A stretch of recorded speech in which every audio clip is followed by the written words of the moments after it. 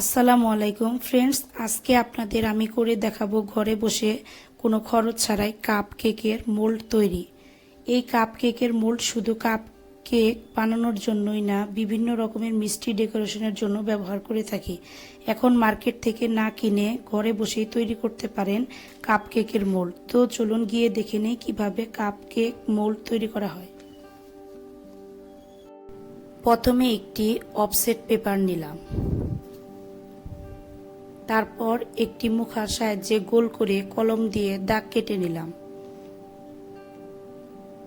এখন যেভাবে দাগ কেটেছি সেইভাবে একটি কেচির সাহায্যে ধীরে ধীরে গোল করে কাগজটি কেটে নিব। দেখুন আমি কিভাবে করছি।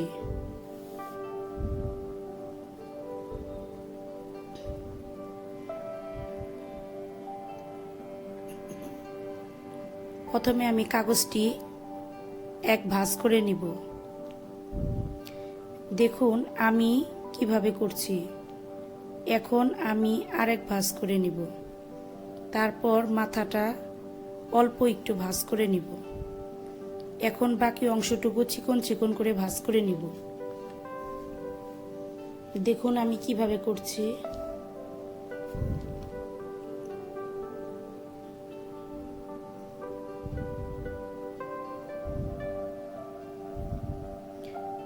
ভাঁজ করা অংশটুকু ভালোভাবে চাপ দিয়ে নিব।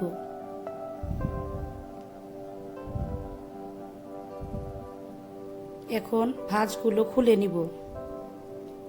মাশাআল্লাহ, দেখুন কতটা সুন্দর হয়েছে।